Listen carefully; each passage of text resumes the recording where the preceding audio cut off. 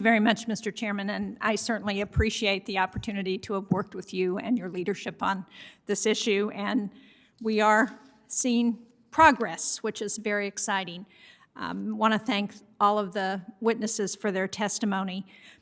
One of the issues that I've heard consistently from small businesses in New Hampshire, and I just heard it again on Monday with respect to the restaurant relief fund that has been incorporated into the COVID, to the American Rescue Plan, as well as the Shuttered Venues Operators Grant Program that was initially passed in December, and we got $1.25 billion more help for that program in the recent COVID package, is concerned that there hasn't been clear guidance that's been put out. Now, I do appreciate, and I tried to reassure people that we've been in a transition from one administration to the other. We have a just approved new administrator of the SBA.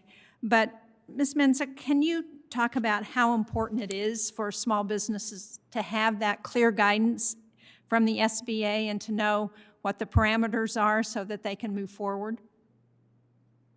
Thank you, Senator Shaheen. You are so right. What you're hearing is echoed through all of our CDFI community. The lenders need the guidance so that they can advise the businesses, and this has been a challenging time, particularly for the changes you made wisely for sole proprietors. It's now possible to get this assistance, and it wasn't as possible earlier. So this clear guidance is important, and time is what's going to make that possible. Time and the right partner. So I would urge you, the swift passage of this extension, and it's a true extension. It is an extension to keep the program open till the end of May, and then to have an administrative side. Already lenders are having to stop lending. And so it is a confusing time. I believe time will heal that confusion. And I think there's a lot of goodwill.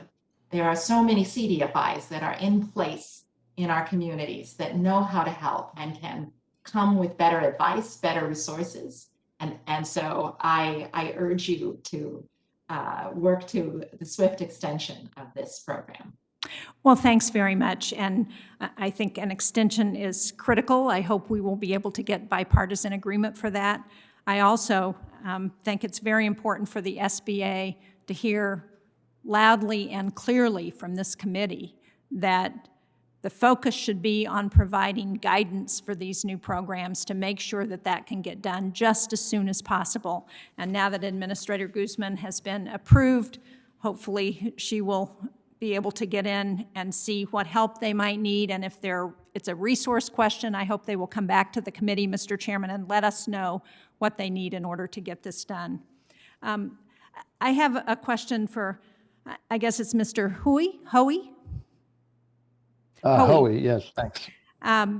Because I understand that yours was one of those entities that previously couldn't qualify for PPP because you were technically affiliated with the National YMCA, and that now that under this new COVID rescue package, we have allowed for your organization with the YMCA to qualify. Can you talk about what the impact will be on your workers and your community if you're able to take advantage of the program? Sure, and thank you for that. Yeah, the Y is what's called a federated organization. So we are all independent 501c3s throughout the country. There's actually 800 of those, and we're one of them. And obviously we all vary in size. The larger Ys, like mine and many others across the country, all have well over 500 employees, and so we were not eligible.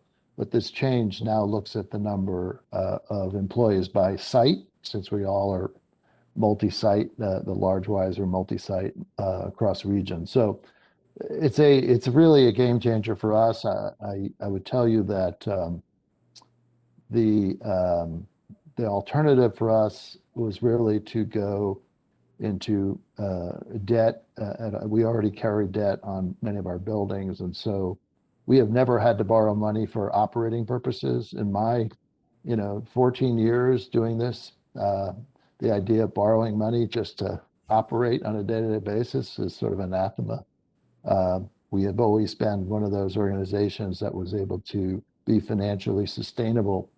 I've always said, I've often said that, the Y is one of the best business models for a nonprofit you could think of, except for during a pandemic.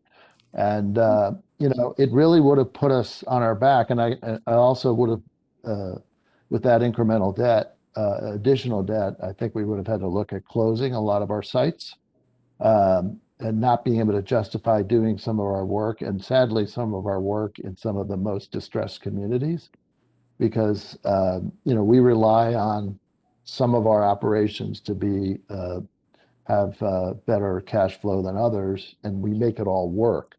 But when you force organizations like ours into borrowing for its operating needs, you end up making some choices that are really have really negative impact in communities, particularly communities that are more disadvantaged.